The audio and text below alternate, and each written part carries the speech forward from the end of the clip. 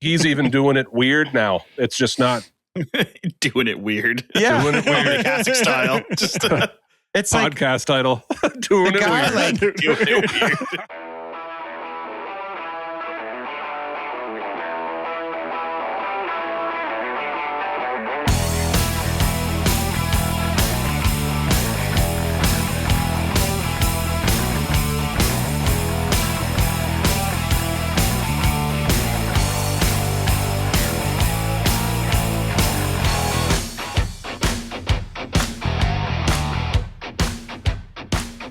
Everybody's back.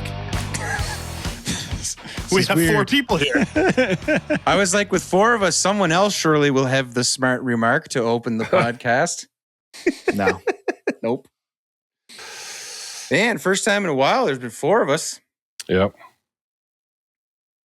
I'd like to point out I've been here every time. Oh, wait, this is live. You see it says live at the top? Yeah. Where Yeah. are we live? We talked about this last pod. Yeah, but did it say live at the top? Yes. I don't remember seeing that. All right, editor, you got to cut this part out. This is a false start. Live the tape. My word. No false starts. I don't claim to be a pro. So how about those Canes, everybody? There's no false starts in podcasts, and there's no crying in hockey. Right, Mitch? I would like to Sorry. hear about his dark times because he said he'd win. If he win, he'd talk about his dark times, and then he lost. But I still want to hear about them. Didn't he have a quote? Didn't he have a... Oh, I Did he didn't talk to the media? Not right afterward. He ducked the media completely. Mhm. Okay. I think like that's- Toronto, he used to show there and just shrug when they lost, and this time he just didn't even show up. Much like in games 3, 4, 5. I saw some stuff with him, but was it the next day? Like, was it in the... I'm not sure. I saw some headline today about talking about how he manages anxiety. Mitch Marner opens Oh, up must have about been dark today. days with Maple Leafs. Oh, Toronto Sun. oh no, The Toronto Sun. Oh no! Can you find a different source on that? Well, the quote is, when I said that, I think mental health is a super important thing to me. It really is. I've been really trying to take care of my mental health probably the last 5 years or so. I'm really thankful that I had some unbelievable teammates around me in Toronto that I was able to talk and express myself. There were some really dark moments there that the thought of playing hockey was really tough, honestly, in a lot of ways. Just a dark kind of vibe, a dark hole in a way. Anyway, there's a lot more to that, but he just talks about his I doubt there's going to be any details in here, but he just, talked about how it was tough and his teammates were good. Well, Yeah. I'm gonna take the rest of the show off while I remove the foot from my mouth. He gave a very serious answer to that. I was making a joke. All right. That's right. So, but Matt, to be fair to you, guys at work were even commenting today that they were only disappointed because he lost, because he said they took him saying he was going to talk about dark times in Toronto as if he was going to throw more shade on Toronto. Right. Yeah. Whether he was going to drop some juicy gossip. And they're not Leafs fans. They were like all waiting for the dirt on Toronto, and that's not at all what he said, right? So like it's kind of I guess not. Yeah. Which like it makes sense, because every time I think about that, I'm like, I just can't imagine. I mean, unless you're so like you just can't stand it and you need to talk about it. What person says, you know what I'm going to do? I'm going to go say a bunch of stuff in the media that's going to follow me around forever, and I'm going to get asked about it for a long time, over and over and over again. Or I could just say nothing. Yeah. I don't know why you would ever volunteer that. But anyway. Yeah, no good can come from it for sure. Yeah. So But what's better luck next time, Mitch. Yeah, better luck next time. Vegas looked like they kind of ran out of steam. The Canes did what they've not done in the past, and when they were challenged by a good team, they said, "Nope, we're going to play our game." And that's what they did. The final And two they did. games, really. They did. So They stuck to their game plan. like flawlessly. They did, and I was laughing in the last game because so this Brandon Bussey guy, I'm looking at the saves he's making. Unreal saves. Well, He was not going to get beat in the last game. No. but it's just hilarious how this stuff happens, right? Like he's a waiver claim in November, Yes. and here he is. So do you know why he was a waiver claim in November? There's So a Leafs I don't. connection to Because that. of the Maple Leafs. Because of the Leafs. Remember when we had the injuries and we brought in Reimer and claimed Primo? Was it Caden Primo? Caden Primo, wasn't on it? waivers? Yeah. So that left Carolina without a goalie, and they had to go find somebody in a hurry, and so they took Bussey. So, Just unbelievable story. It's like it's such a romantic thing. You know what I mean? How he came to be in that situation, and I'm looking at the saves he's making. So when I thought that Vegas might have a chance at a comeback was on that power play, and Stone the 2-on-0 in front of the net. Stone and Eichel play. Yeah. Passes it to Eichel. And Bussey goes across like 80%, 90% of the nets there, and he puts it off the crossbar and out. And he like kicked himself for like 10 minutes after that. You could see like the body language and everything. And it's like, at that moment, it was one of those like, oh, so they're not coming back because Might as well go to bed. yeah, that's over. if that doesn't go in, nothing's going in, and it didn't. And then there was that other save he made where I forget now who it was on, but he makes a save. He basically loses his balance, falls back on the seat of his pants. Yep. And then whoever it was I think it was Hurdle, was there for the rebound. Yeah, it was Hurdle. Just shoots It was Hurdle. It was Hurdle. Sitting there with his legs flat out. Looked like a toddler who just fell over from learning how to walk. The puck bounces off him, stays out. And I'm just like, oh man. Like there's another one too, I think on Dorofeyev, where he kind of slides across, but it wasn't even a conventional sliding. So like he shouldered the puck into the corner. Like he I know the one you mean. Yeah. That was my moment of like, they're not going to score on him, are they? Like that was my, like, he's even doing it weird now. It's just not. Doing it weird. Yeah. Doing it weird. Catholic style. Just it's podcast title. Doing it weird. Like, doing it weird.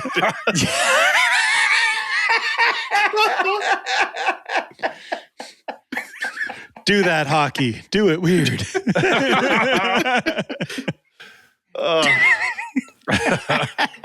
Yeah.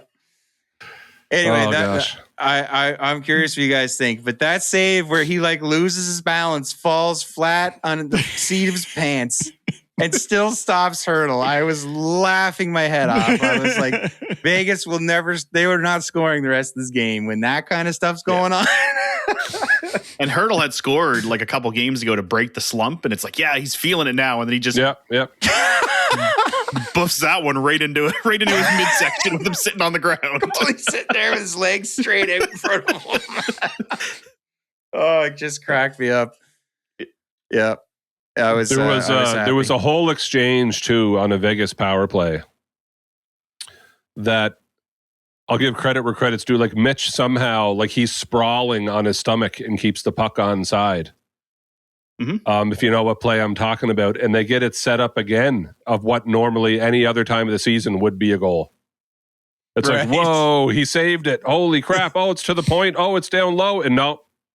Like it's just nothing was going. No stuff. Yeah. Like shots that if they had been goals would be highlight reel goals, but he's making the saves. It just wasn't happening. Yeah. So very, very impressive from Carolina. I mean, I got no reason to not be happy for the Hurricanes. How can you not like Rod I am Brind'Amour? thrilled, Jeremy. I am absolutely thrilled. Like 2 weeks ago, I was like, the NHL could do something hilarious and make it like the Habs versus the Knights, and I wouldn't cheer for any of them. But yeah, but they gave me an out with the Canes, and then they took it, which is great. Yeah. I'm The very thing happy about Canes the won. Canes, on top of it being someone that we could, there's so many likable guys on that team. Yes. It's right full of I'm worried my wife would leave me for Seth Jarvis at this point. You know what I mean? She probably would, but that's okay, right? Like, because it's Seth Jarvis. I mean, why not? But like, how do you not like how gritty Stankoven can be, and he gets himself in there, and Jordan Staal at this point might be the most likable. Like, he works hard, and I don't know. There's a lot of. I told you this before. I like Jacob Slavin. He's just a lot of likable characters on that team. So like, and they're personable, and they do interviews, and I tell you what my wife compared it to, and I never thought of it this way. If you're a Blue Jays fan, there's a reason why you actually like the Blue Jays, is the team is full of personalities that feel like they actually all get along, and they'll do interviews, and they'll be funny, and they'll do the funny thing, and they seem like a big family. So do the Carolina Hurricanes. They just seem like a group of guys that they all know each other's families, and they all get along well. And there's just a lot of like really nice guys, genuine guys on the team that you can tell. Like that Ehlers interview got me a little bit. I don't know if you guys saw that. I didn't know. I did. The Winnipeg. Yeah. He got quite emotional when he was asked about Winnipeg, and he was blunt with, now, I wish we could have done this in Winnipeg. And then he apparently went after Kyle after and said, "Don't you guys ever do that to me again on live TV." Got him choked up there a little bit thinking about, but it's when he scored the empty net goal. I don't know if you guys noticed, but he like went over to the glass and he like pointed like up to the crowd. And I thought, man, where's he pointing? Like rub it in the Vegas. Anyway, I don't know if it came out before, but today was the first time I saw it. His brother was in the crowd and was filming it, and he was pointing at his brother. Like you can see like the POV, and he's like yelling like, "Yeah, go get it!" And the guy, and then Ehlers went up and like pointed like right at him because you could see him filming like from 5 rows up or whatever. So I thought he was just taunting the Vegas fans, but I wasn't sure where. I was like, that was a pretty directed point. Was there someone heckling for like him a 3-0 like game sealing goal? Like Anyway, it's neat to see for Ehlers too, because like I remember even when I was first living here in Moncton, he was playing for the Mooseheads. So we'd go to a Wildcats game, and when the Mooseheads were here, and they were still playing at the Coliseum. So I remember seeing him with the Mooseheads, and he was like 4 times as fast as everybody out there, and like just like such a fun player to watch. And it's you see him doing this now. I guess Carolina needed to shed that dead weight with Brent Burns and Martin Necas, huh? And Rantanen.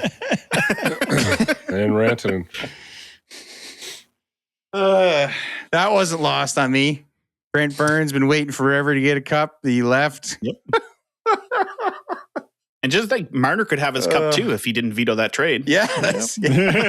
No, I'm just kidding. That there was a lot of good players that Carolina brought in by dealing Rantanen to Dallas. So it wouldn't have been the same team, but that's an easy joke to make, though. Yeah. All right. Before we get back to being armchair GMs, we got to give a quick shout out to a true Atlantic Canadian legend. That's right. Big 8 Beverages. If you grew up out east, you already know. And if you didn't, buddy, you missed out. Big 8 is the official drink of minor hockey tournaments, post-game dressing rooms, and sitting in the stands, freezing while your kids forget how to skate. Yeah, this stuff's been around longer than most rebuilds, and unlike most rebuilds, it actually works. Big 8 is made right here in Atlantic Canada. Comes in a ridiculous amount of flavors, and somehow tastes even better when you're watching a 7-2 blowout. It's the perfect drink for road trips, game nights, or when your team gives up 3 goals in 5 minutes and you just need something to help you calm down. No fancy nonsense, no analytics, just a solid, dependable beverage. Basically the shutdown defenseman of soft drinks. So next time you're at the grocery store, grab a Big 8. Support local, drink cold, and argue about hockey like an adult. Big 8 Beverages. Proudly Atlantic Canadian, and proudly riding shotgun for the Bush League Hockey Podcast. Now let's do that hockey. Yeah, Stankoven, man. Every time he's on the ice, he's noticeable. Yeah. Like he's in the grill of everybody. He's getting everybody's attention all the time. And yeah. So how about, Taylor Hall also looked great, by the way. Yep. With his First player to be drafted by first overall by one team, win the Hart Trophy with another team, and now win the Stanley Cup with another team. The guy, man, it's what 7 teams in his years. Like that's incredible for a first overall journeyman pick. Superstar. Yep. Yeah, pretty much. So I the other thing that just stood out to me.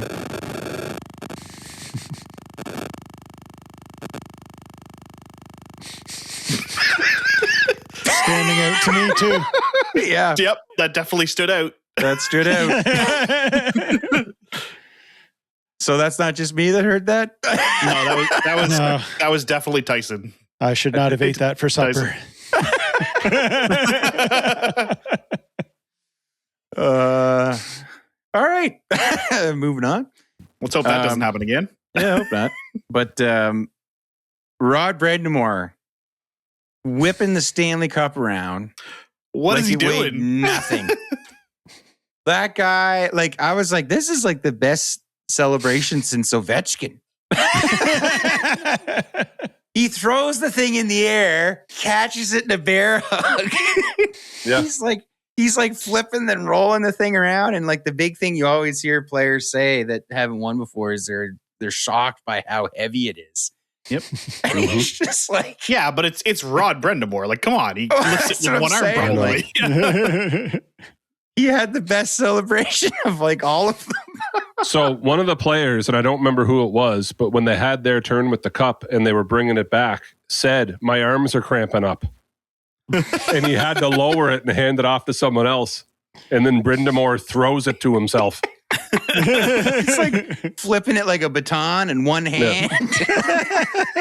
But it has suffered some damage, as it always does. There was clips of it coming out of one of the bars like last night, and the top cup's all deformed and stuff. So it's been dropped a couple times, which happens every single year. I'm not saying this is new or unique, but yeah, maybe Rod is flipping it around a little too much, and it's Philip. What's his name? Pritchard or the guys? Yeah, this is his it's his biggest 2 months of the year. He gets through the tour and then he has to fix the cup for the next 8 months. Ready to go out again. Yeah, and it's always hilarious. It always strikes me so funny too. Like you'll see the players celebrating like at a bar or someplace, and it's like yeah, and if it looks like it's about to come over, his head like leans into the shot. You can see the hair. You see like he's like. Right off camera of every single video all summer long. It's he's like if something happens, you just see him come into the shot. It's like wherever it is, he's right there. What was it? The KHL championship that the guy lifted the cup and it just pulled him right over backwards on the ice and he fell. So. Was that the one? It weighs like 1 pound less than the Stanley Cup, I read. Goalie lifts it and just keeps right on going. Keeps going back. Yeah. What do you guys think of Conn Smythe? I think we kind of predicted it, didn't we? Well, could make arguments for a couple of other guys, but yeah, I'm fine with it going to Staal. Yeah, absolutely. Yeah. I heard Elliot. I heard Elliot tell Kyle that the consensus seemed to be because I didn't know, but I think they all vote for 3 players. They pick 3. And they do in the other voting. I wasn't sure about the Conn Smythe. So he said something about like ranking them first, second, third, and he didn't reveal who he voted for because Elliot gets a vote. But he was honest with he went Jordan Staal, and that the results of who voted for who would be revealed in a couple of days. But that the consensus seemed to be Jordan Staal, and then you couldn't go wrong with about 9 different players on who you were going to put in second or third place on your. He said he thought about putting Marner in there, and then he didn't, eh? And then he didn't. I heard that. Yeah. And he thought real hard about putting Bussy in there. Mm-hmm. Was the other. Yeah, the 4 games is just not enough. No, agreed. Yeah. In my opinion. Yeah, I think so too. When you're going full which is probably what kept him off some people's ballots, to be honest, because he was outstanding. But it was the last. I was would say thinking if about Anderson that was too. healthy, he would have been a choice. Like if they won and he played all the games, because I think so. they too. went 16-3 in the playoffs. You don't do that without your goalie, right? Like, Yep, exactly.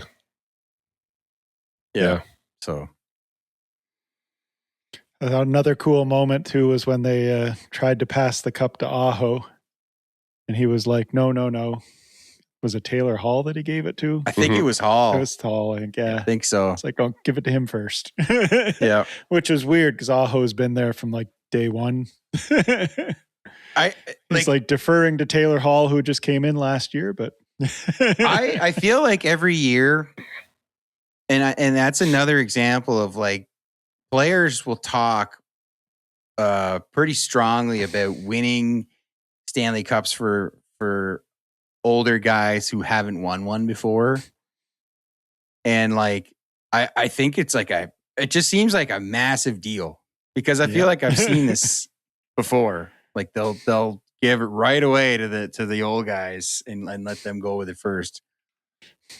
the fact you called Taylor Hall an old guy just has a little gray blew in my that mind. beard. It's because he's 34 years old. He is the old guy. Sebastian Aho is only 28. So you're right in what you said. Like I still remember Taylor Hall's first game in Edmonton. Like the back of my hand, because there was a crazy play in it. But it's just like, yeah, you know what? He's 34 now. Like he is one of the older guys. And I don't know if I would have said that, but Gary, you're right. Like when you see him, he's got the gray in the beard. You're like an elder statesman. Yeah. Any thoughts before we move on about Jordan getting the cup and beelining it right to Freddie? Freddie. Mm-hmm. It's really interesting, the dynamic of Freddie Anderson and Mitch Marner, both ex-Leafs, both left the team. I was cheering so hard for Freddie Anderson. I like Freddie Anderson. I liked him when he was in Toronto.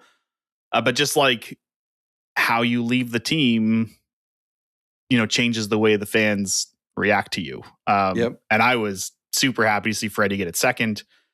I was surprised he had a knee injury of all the things. It was a knee injury he had that apparently he suffered in game 2 and tried to play through in game 3. And game 3 is when he got his bell rung. So never saw that injury coming, that it was just a knee injury. But yeah, I mean, he's another journeyman. He's another veteran. He's been around the league everywhere. He's played in good teams and he's played in bad Wings teams. So like, give him the cup. Like, it's fine. It's great. Second player to get it. Definitely. Yep. This Stanley Cup final was like pretty awesome. Agreed. Hard. I'm wondering what was the last one that was even comparable to this.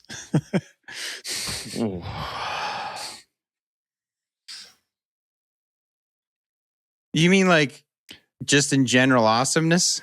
Yes. Just in that was game. Every game that when it was done, I was like, that game was incredible. What did I just see? The only one that comes to mind for me would be the Vancouver-Boston one, which was for different reasons, but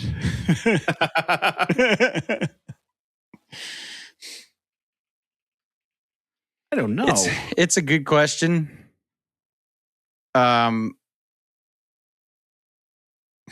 Yeah, I'm sure Jeremy's going to say the Colorado one where they win the cup, obviously. I am trying not to. There was a 7-3 blowout in that series, so that wasn't... Actually, there was, in games 2 and 3, there was lopsided victories, so they weren't particularly close. Was that the year, too, where they had the awards show in the middle of the finals and like Victor Hedman and Nathan McKinnon were like side by side between games? Hedman, Makar, and Roman Josi had a small bistro looking thing Hedman and Makar in the middle of the Stanley Cup final, sitting there with their families. Yeah, that was the one. Yeah. It's the strangest thing ever. And Makar wins it, and he goes up and gives the most awkward speech ever while Hedman's like clapping for him. They're going to leave this, go back to, because they had a game like the next night. Like, it's the weirdest. Yeah, that was the one. Yeah, I think you guys, somebody brought up the 2011 Boston Vancouver. Different route, like even the first Oilers Panthers series a couple years ago, that was 3-0 Panthers and then 3-3 and then game 7 was good just for dramatics. But I mean, I got to go back to the late 90s and like the Avs and the Devils and just like the battles that would ensue, like and Detroit, right? Like just unbelievable drama and fights and blood. There was those were like in the, I don't know, I don't want to say like the twilight years of like, but there were so many good rivalries in those days. There's and they were intense. I remember enjoying St. Louis and Boston 2019. Yep. I liked that final a lot. It was like David Backes, very emotional for him. I don't know. I remember that one stands out to me as a good series. In terms of like, holy cow, the first year of the Golden Knights, before everybody hated them, they were just like the expansion team that, wow, they made the Stanley Cup final in their first year. Whoa, unbelievable. Gerard Gallant. Wow. Like, you know what I mean? That was up there too. And then everyone quickly grew to hate Vegas. Yeah. Anyway, it's a good question though. It's a good question. This one was interesting because like all those other rivalries from the 90s and stuff, it felt like they hated each other. And the rivalry was born out of that. This series was awesome and like incredibly fun to watch, but at no point in the series did I feel like they hated each other. Never. It was hard hitting, but there was never nothing really. Else. Carlson had his arm broken by a legit clean hit, but like there was no attempt to do the same thing to a hurricane after anything, right? I didn't hear anybody commenting on that. Like they should have. Like, why didn't they go after Gudas? Well, tomato, not really. I guess like 2 years of Panthers Stanley Cup final and, you know, Sam Bennett and his. Yeah, but once you got to the final, the Panthers. Like they calm down, right? Because you don't want to put your team in a position where you lose the cup. They all needed to be hospitalized too. You know, those hits hurt both sides, right? Like the hitter doesn't get off scot-free usually. Yeah. It's Oh, go ahead. Yeah. The only other thought that I was kind of looking through some stats. I was just, and we talk so much about goaltending. It's such an important, you got to have good goaltending. You got to like, and I'm looking at this series. And I'm like, what were the stats, Jeremy? So in all situations, this is power plays included. The Carolina Hurricanes had a save percentage of 88%. And the Vegas Golden Knights had a save percentage of 85%. Sub 900 goaltending on both sides in the Stanley Cup final. And it's just, Carter Hart played his best in the previous round. Unfortunately for me. Whoops. And he completely regressed in this round. But it's just funny. We're talking about Anderson and we're talking about, now it like, your team wins, who the heck cares? I just thought, like, we talk about team building and we want these things and we want to have this. And it's like, it didn't even matter. I'm surprised Carolina's is that low, but they didn't give up a lot of shots. Yeah, I was going to say. So if you only give up 10, 15 shots a game and you let a couple in, then that's what you're looking at. The shots for the total series, the whole series. Oh no, Jeremy's about to make me eat my words. Well, shots for Carolina was 163, and shots for Vegas was 152. 11 that's shots way closer different. than I thought. Okay. It is like 51% to 48%. Quite close. It's just Carolina converted on them a lot more than Vegas did. Yeah, pretty even. That's across how you the board. win. I guess the first couple games are kind of shoot 'em up fest, like 5-4, Yeah. 4-3, 5-4. So yeah, a couple of 5-4 games will do that to you, and then they kind of settle down. Yeah. So, anyways, thought that was interesting. So as we all predicted, Bruce Cassidy will be the coach of the Vegas Golden Knights next season.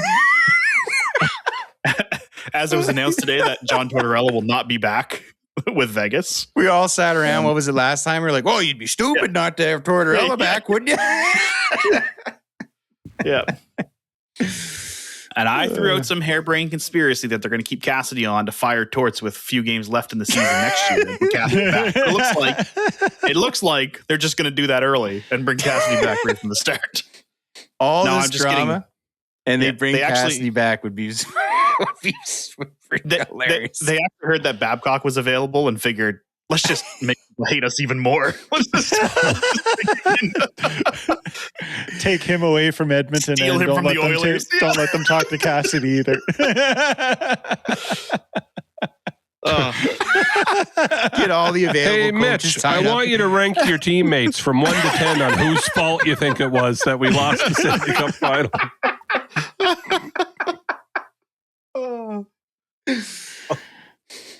Wow.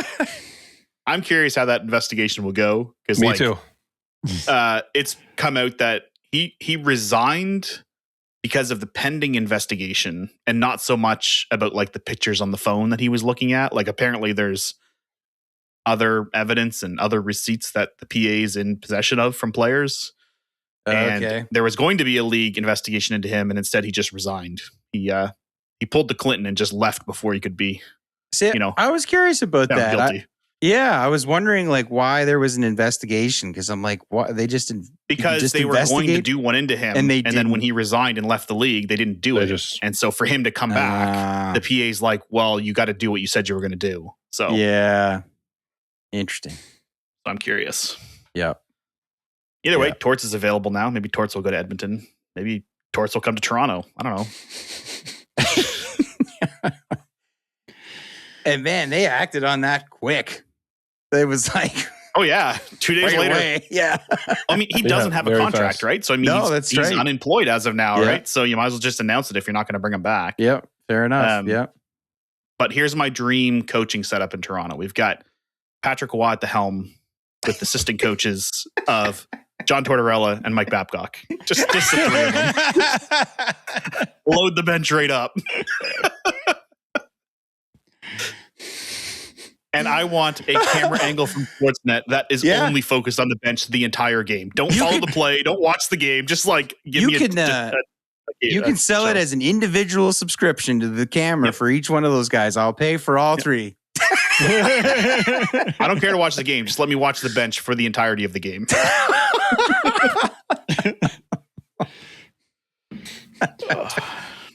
Do we one want of my to? favorite pictures of the whole playoffs was after Anaheim eliminated Edmonton and they're going through the handshake line. There's a picture of Jay Woodcroft walking into the handshake line, and he has a smile Huge that is smile. like twice the size of his face.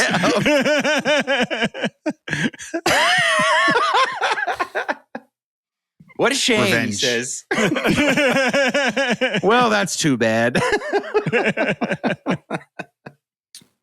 Before we get into all the rest of the stuff that happened today, do we want to quickly do our very last Big 8 player of the week?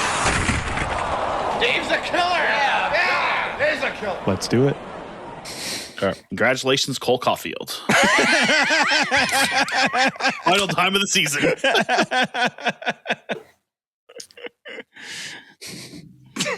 He said the player of the week, not the player of our hearts. Mine just broke a little, Gary. He says with his Expos hat on.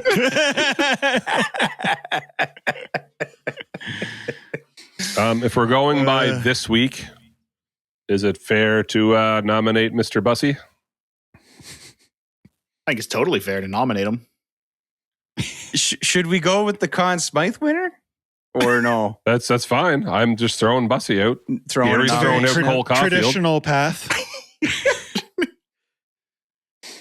I'm fine with either or. We've done player of the series, but since we talked already this series once, we can do it player of the week, and I'd give it to your pick, Tyson, as well.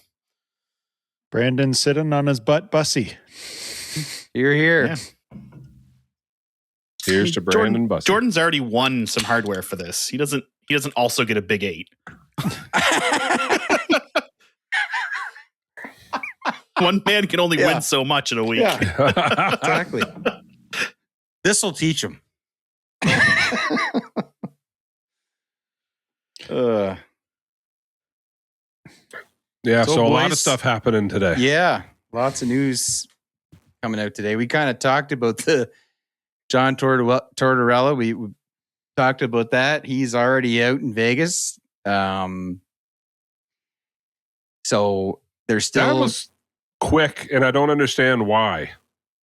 The whole deal was weird to begin with. Hmm? And then he gets you all the way to the final. And then, like there's only one thing better he could have done other than that. Do you know what I mean? Was win it. The question is, if he went all won the way. it, would they still let him go? I don't know. Like if the plan was always like, because they were outside the playoffs when he got hired, I remember. Is that right? Or were they just in? I can't remember. Depends on which day it was. Yeah. Yeah. That's what I was trying to remember. Yeah. You bring him in, you only commit to him for the rest of the season, just as like a shot in the arm. Maybe you get in a few more ticket gates, and then they go on this run. But maybe the plan was always never to have him full time, right? Like, maybe. It's well known that he has a history of kind of wearing out his welcome fairly quick. So I wonder if they just said, like, we're just going to avoid it altogether. So yeah, short run, see what we can do. Yeah. Maybe they're telling him to keep his calendar open so they can bring another coach in on a 1-year contract and fire him give with him 10 a call games at the left. end. The end of next season, we'll give you a call again. What a game. They should just streamline it. We have 2 coaches, your regular season coach and your playoff coach. They alternate, right? But really, though, like you get a shot in the arm and yeah. And then a trade today. Yes. Do you want to go over that one, or? I don't know much about it. I had to get texted about it because I was all tied up today, and then I was trying to get on my phone, like, what the heck? Oh, yeah, no, it was 2 third rounds for Ross Colton. Yeah. Oh, sorry, Jeremy. Did you want to talk about the Colton trade? That's who I meant. I said the wrong person. Sorry. I knew that was going to happen, and I had that ready to go for a while. But yes, carry on, please. I was wondering if Colorado was going to rebuild this summer. Those third round picks, boy, you wait and see. You wait. Speaking of third round picks, the Leafs picked up a third round pick today. But we lost Joseph Woll. So what's the deal with that? What's the deal with Joseph Woll? Well, you see, for some reason, the Leafs have an abundance of wealth in the goaltending position. And Stolarz is signed for 4 more seasons. Woll has 1 more year left on his contract. And the 2 guys in the AHL who are... does anybody know the score of the game that's happening right now? They're in game 3 of the Calder Cup final. Both of those goalies are amazing and good. Hildeby for us this year was actually statistically our best goalie of the season with Woll and Stolarz' injuries. And if they bring him up, he will have to clear waivers to be set back down. So I'm assuming he's going to get the nod as like the permanent number 2 going forward behind Stolarz and, 1A, 1B kind of thing. Because if he goes on waivers, he will be claimed. He is a statistically good prospect goalie. So yeah, we have a couple of goalies in the A that are great, and Woll was on an expiring contract after a year, and he was easy to move. So that's why. As much as it pains me, because he was a very likable guy. I liked him. Same with Benoit. On the trade, it was Woll and Benoit from Toronto. Benoit's a pretty terrible defenseman statistically in all areas, but I like the guy. But likable. He Superman I was punched just the going to guy. say. He took way too many penalties for his position. He was a huge defensive liability on the ice. And you couldn't. But help that but one like time him. he got in a fight and Superman punched a guy, and so he had my heart forever. So it sucks that he's gone. Legit a very likable guy, but yeah. He told the fans about his love for milk one day, so he just was the milkman as a nickname. So like, you don't get those kind of personalities in Toronto because everyone's so guarded and don't dare say anything about my personality. And so anyway, we unloaded a good goaltender and a terrible defenseman in return for 2026 third rounder. I think it's like 85th overall. Samuel Ersson, it's a goalie. Mm-hmm. His stat line's weird. He did play a bunch of games for them, and he wasn't very good, but the team was also awful. So I don't know what he is. He's an RFA, so I don't. And he's an RFA, so maybe they just qualify him. Yeah, I don't know. And then we got a defenseman, prospect defenseman, Emil Andre, who is not an offensive defenseman. He's 24 years old or 23 years old, one or the other. But apparently he is a puck mover. His advanced stats on breakout passes and like carrying the puck out of the zone and stuff are off the charts. I was going to say, I'm looking at him here. He is 5'9", 189 pounds. Yes. Opposite of a true living defenseman. Yeah. Like in all aspects. Mm-hmm. And I was looking at this and I'm like, this guy is a puck moving defenseman, because if you're that size, that's the only way you're surviving in the league. You know? Yeah. So we dumped some salary. Benoit and Woll were paid more than the two players we got back. Plus we got the 85th overall pick coming up. I could see the defenseman cracking the lineup in terms of like a future like defenseman, you know, not top two probably, but maybe the second pair. But for his puck moving abilities, I can't see us using the goaltender if we bring up Hildeby, but the way our goaltenders get injured, who knows? He could be our number one starter in October. So this was the first official trade of the Chayka era, and it was kind of a shocker with Woll going out the door. But we criticized the old regime for never making trades, so we got what we asked for, I guess. This is one of those ones. It's like I understand it now. I just cross my fingers, and it has the feeling of like the Tukarask Justin Pogge. Are we keeping the right one? Oh boy! Yeah. Oh boy! I think they're both similar. Like, yeah, the stats are a little different. But Woll's actually been hurt more than Stolarz has been. Yeah, and Stolarz has a 4-year contract still, like with the season coming up. That's a lot harder to move than 1 year left on Woll's contract. Yes. Right. So I saw the Hockey Illuminati first bat. I'll update you. I think it's 2-0 Marlies. Okay. And both goals were Cowboy. So yeah, they were. Let's go. He's having a great Calder Cup playoff run. Yeah. I got sent a video earlier from, I had to watch it in 2 phases because I was so, anyway.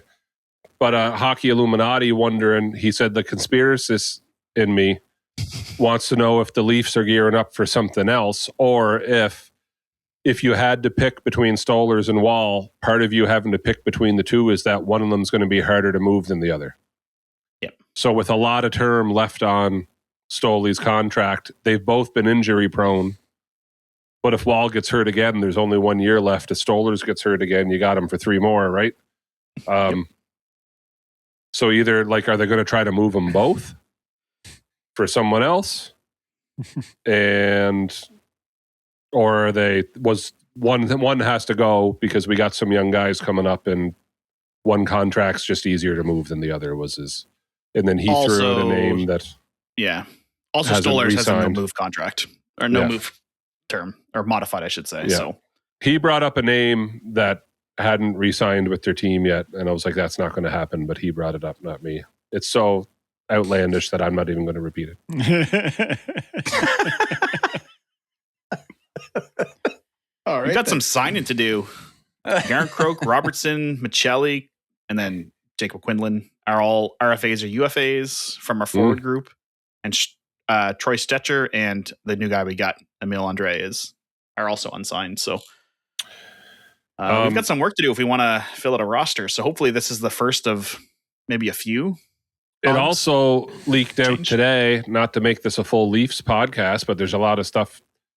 I don't know why this was news, but it was news, which makes me feel like I feel like this was on purpose, but it got reported today that Morgan Riley refused to waive his no trade clause. Well, it leaked that they were looking to trade him. And And he so said the no. clarification was he has not been asked to waive yet. Oh, they clarified? Well, that was through Chris Johnson said that he has not been asked to waive yet because a rumor came out saying that he was going to be traded imminently. Okay. So, Okay. But like you said, like there had to be a confirmation for something. So Yeah. So I got sent that earlier, and the wording was that he refused to waive it. And my instinct was like, that is something you do if you want him to move, and he's refusing to move. So let's leak that he refused to move yeah. so that You fans get mad and he'll public want to pressure move. on him. Yeah. There's going to be lots of this kind of stuff over the next week. It's going to be I like think so too. sucking news through a fire hose. Yeah. Yeah. and I can't wait. Yeah, no, I think it was Chris Johnson that said that he hasn't been asked yet. So that would be the conspiracy rumor that. But He we refused to assume do he's going to be. Well, even if he doesn't move on, hopefully with the new coach coming in, which Chaika had a media availability today to talk about the trade with Philly, and he mentioned that a head coach will be hired within the next few days. So right from the GM's mouth, it sounds like they're in the final stages with somebody. Man, I just want to know who it is. It's gone so quiet. Like when it first started, we had leaks from everybody. We had all these names coming out. Now it's crickets. So they put a lid on that pretty good. There might have been some strategic leaking in that regard as well. I think Kyle and Elliot talked about that a bit. But yeah, even if you don't trade Riley, just don't play him as a top 2D. Don't play him in the first pair. Don't play him on the first power play. Like if you want him to ride out his contract here, whatever. He's got 4 more years, unfortunately. Yeah. But just eat the money and play him on the third pair or something, right? Like, you know what I mean? Like, I'm tired of watching his face pulling out pucks from the back of the net every game, multiple times a game. You know what you do? You kind of do a Jari for Skinner thing. Darnell Nurse for Morgan Riley. Go. The trade is 1 for 1. How much term left on Nurse's contract? I think it is quite a bit more. It's like $9.5 million or something. But yeah, term is what you want if you want to pull the Jari Skinner move. Yes. I heard Nurse was tied to Pittsburgh. I've heard that a couple of times. I can't believe anybody would be tied to Nurse at $9.5 million. It's so much money. So ridiculous. Unless Edmonton eats half of it or something. Like, I think the rumor was Pittsburgh was one of the teams he would accept a trade to, but Darnell Nurse doesn't scream Kyle Dubas to me. Not quite. Oh, I forgot all about that. Yeah, I don't think so either.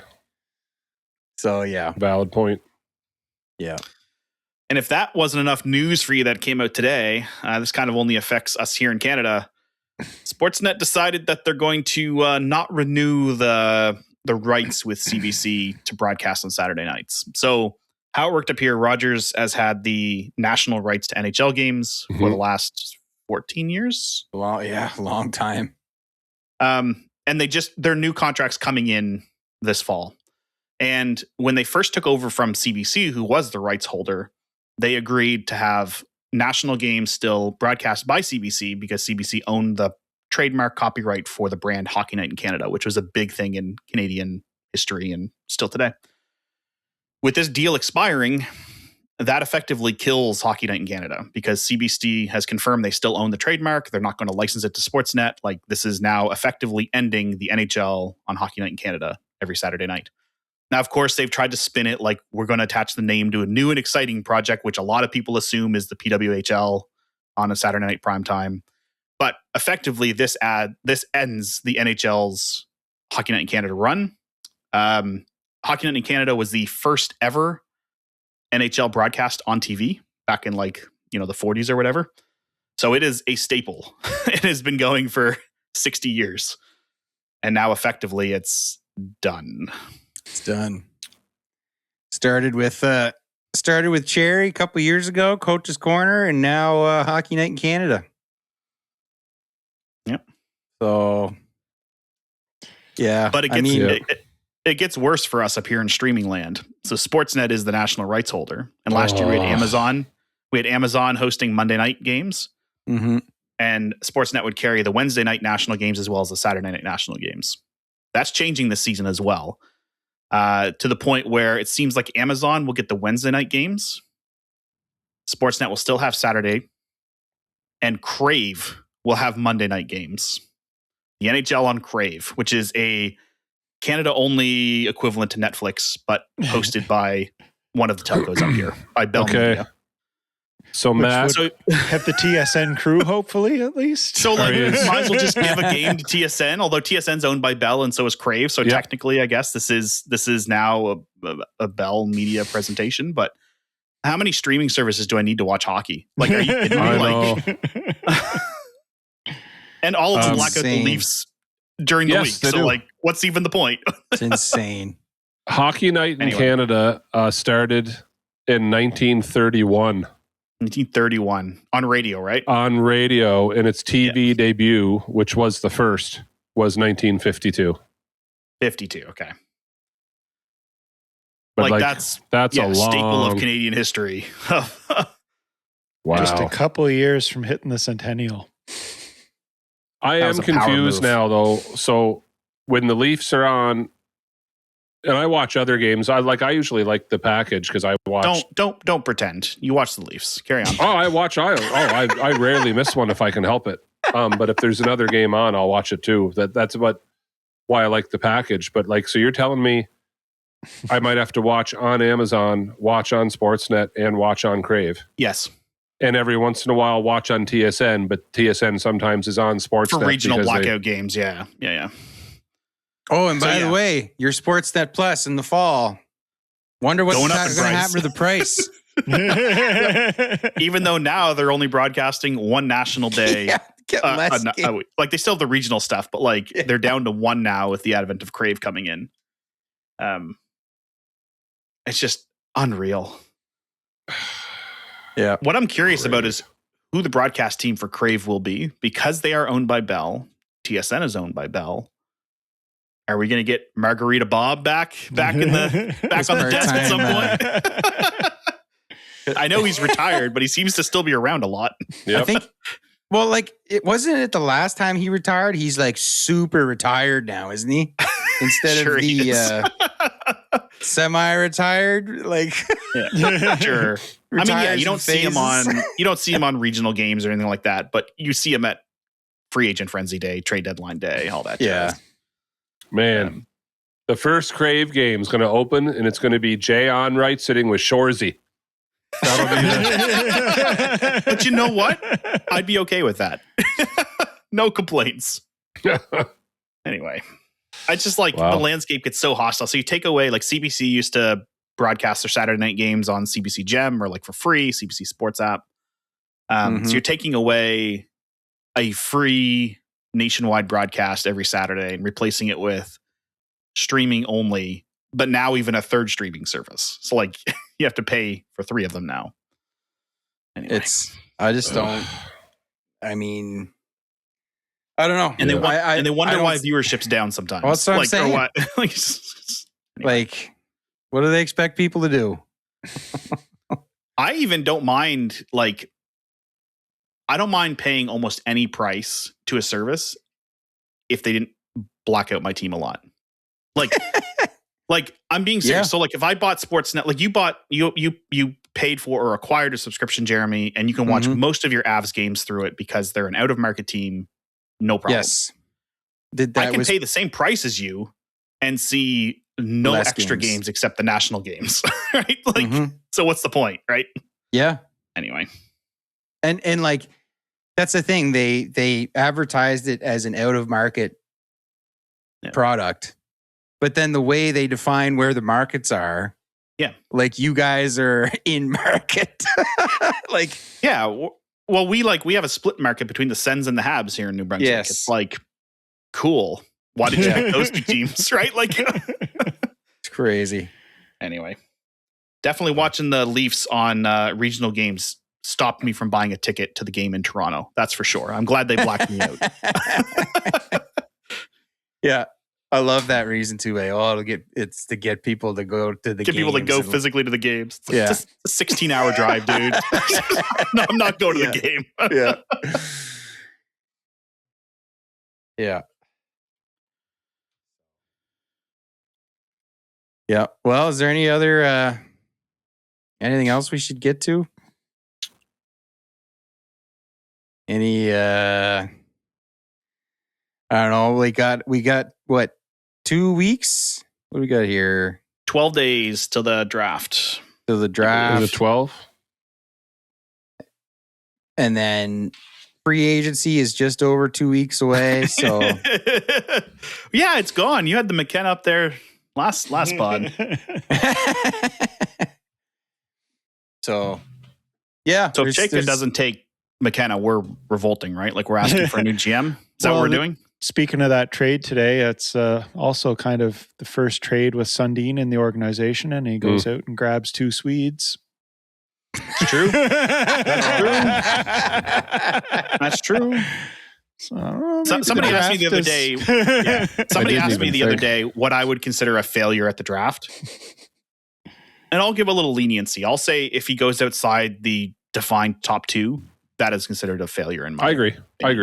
If you get one of the top 2 and you pick a position over, so be it. But like, if you take the projected 6th overall because you want a defenseman or something, I will consider that an extreme failure. Unless you traded down to get that pick and got other assets, right? Like, And got something else. if you to just do it. straight up use the first overall pick, that is a failure in my mind. he peels the mask off and it was Steve Yzerman the whole time. That's the Steve Yzerman move. Just- and I would have gotten away with it too. I agree. saying, He that's did so say used to Kyle- something. He did say something to the effect of he believes that you take the best available player with the Yes, pick that you gave me have. hope. That is something he And said. he did now. that in Arizona. Then he traded them promptly within But then months. he traded them. Yeah. But like I'm like you. Like I'm not mad at him if he takes Stenberg. Right. Like it's be like, okay, what's the plan here? Like I could see Stenberg going. Yeah, that's okay. Like Yeah. I'm not mad over it, but I'm just assuming it's going to be McKenna, I guess. But I'm with you. Anybody else outside of those top 2, I'll be shaking my head. I won't be able to wrap my head around it. But I'm still so used to Kyle Dubas drafts that be trading down seems perfectly normal to me. That's almost what I expect to happen. Toronto gets a draft pick. What do? They trade down. it's the not wanting to be known as. I've had this talk with someone else. Like, so let's say you trade down, you get another couple assets, even if it's other draft picks or draft picks later, and you take like Chase Reed, right? And then McKenna does turn out to be the superstar that people think he could be. You've got egg on your face. And we just lost a superstar winger, so maybe we could get another one back, please. Like, so it And, really like, is. Our cupboards are not empty. Like, you mocked Dubas or joked at his expense, but like, the Marlies are a really good team. Yes. Like, we could promote a bunch of them next year and they would probably be okay, right? So Yeah. And we at didn't some talk about point, the Colton trade, Jeremy. You want to talk about the Colton trade? Oh, Yes. I did. There was 2 third-round picks. But you didn't give your thoughts. You didn't talk about it. Sakic making his first move back in the big chair. Yeah, and Must hate that Colton kid, does he? well, I was telling Matt a bit about this. That's an interesting trade because he immediately makes a deal with the GM who just left. Yep. And it's just funny because, like, so I'm not surprised. Colton was a healthy scratch in the first round. Yep. He shouldn't be, but he's only shown stretches in his time in Colorado where he's been what they hoped he would be. He's gone through long periods of not doing too much. Healthy scratch, first round of the playoffs, first time in his career. Doesn't look good. And I was kind of like, well, that seems bad for him this year. But I wonder, like, the optics of it, right? Like, Chris McFarland trades for him to get him to Nashville. And I'm like, I wonder who started that conversation. Who phoned first about that? It would kind of tell you, like, who was the one who was like, obviously Chris McFarland likes him. Are you saying what I mean? there was tampering that happened here? Are you saying there's tampering going on? They should have known about that and not talked about it while they were in the same organization. It was part of McFarland's exit package. He's like, I'd like to really go to Nashville. It's got a good position for me. Cool. I'll forfeit the rest of my salary. We can nullify the contract. I'm going to Nashville, but you need to give me Ross Colton. Okay. We'll work out the details later, but you got to accept the trade. Just this insane, like, yeah. So, yeah, wasn't too surprised with that. I don't think it necessarily means a whole lot. He did have, like, they're deep at center. They got a lot of these guys coming back next year. He was a natural center. They kind of made him into a winger. He had Because you had $1 billion centerman. Well, that's what I'm saying. So, like, he was at $4 million a year. So now they got $7 million in cap space with the cap going up and stuff there. So, wasn't surprised.